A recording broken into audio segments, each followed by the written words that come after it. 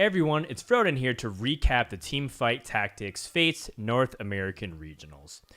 Over the course of 4 days and 2 weekends, we had 32 of North America's finest compete for 4 spots in the World Championships.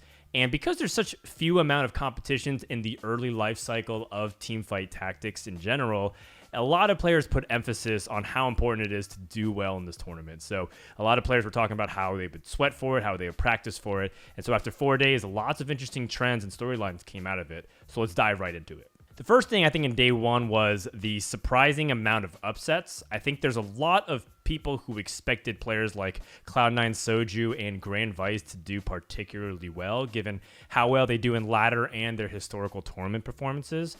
Maybe a little bit less on Grand Vice. He's always been more known as a ladder player, but his playstyle seemed to heavily favor this kind of patch on 11.5, where a lot of different compositions were viable, and there's all kinds of different ways that you can flex even within popular trees that people were maining. I think the biggest thing that stood out to me composition-wise was the prominence of Slayers and Kale. Slayers had particularly done well on day one, marking a big amount of popularity spike, about almost 2-to-1 over the next most popular composition, while still maintaining one of the highest top 4 win rates, as well as the first place win rate as well. Another thing worth noting in day number 1 was the rise of Reroll featuring Aegon. He was really prioritizing a Tristana 3-star build that had a bunch of spears to back it up and Lockets of the Iron Solari to really build a strong line of defense, even though it's kind of fragile spirit units and sharpshooters that are mainly his composition. And what was interesting about that style was that he also flexed into different variations, like a Sivir carry, or sometimes even just straight up playing Diana 3 and trying to use her to carry him into the late game to much success. Going into day number 2, I think a lot of people were wondering, would there be continuation of the previous day's meta, or would people start to adapt a little bit and start to maybe try to counter each other or steal each other's builds? We saw a little bit of both. You know, some people were trying to play Tristana reroll because Aegon had shown what was possible with it. If you intentionally lose streak, get the right items, and you're able to make that big comeback from behind victory. However, we even saw a little bit more builds pop up. You know, Xayah started really popping up as the carry, even if you don't necessarily go keepers. We saw a legendaries win with Valet. We saw Akali and ninjas and warlords being attempted. So overall, what was really cool about the day 2 competitions, we saw even more builds appear as opposed to just day number 1's meta. In terms of weekend number 1, it's hard to really pick any other player that was MVP than Solus. Solus dominated day number 1's competition with a ton of first places, and going to day number 2, he did just as well, being able to end the day in the top of the standings. And so going into the second weekend, day number 3, I think a lot of people were pegging him and Mismatched Socks to be the favorites. Unfortunately, in day number 3, we actually saw a little bit more eliminations of popular names. We saw Spencer, for example, not make it through into day number 3. We didn't see Kiting as hard, who was an established player. We did see a couple of players from the open bracket make notable runs as well, namely the Jirachi and Otterbear.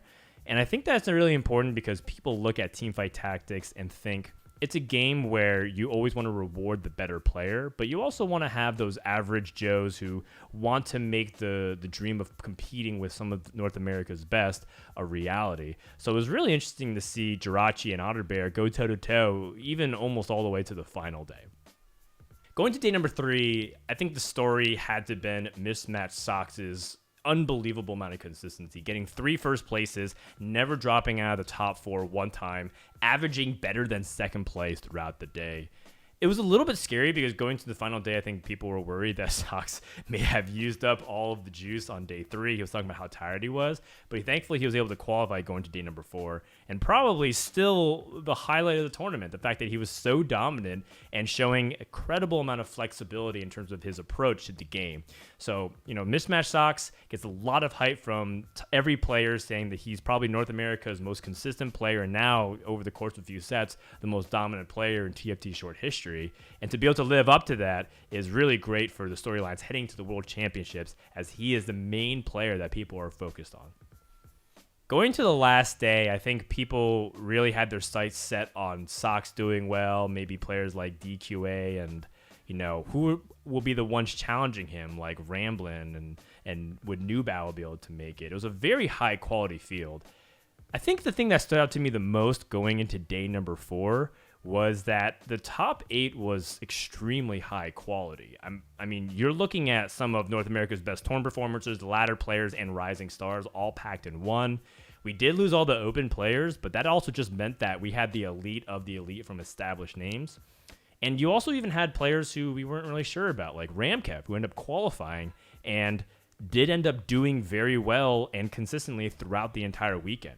Going into day number 4, a player like Ramkev, who did qualify, I believe had 13 out of 18 possible top 4s and 3 wins. That's extremely consistent.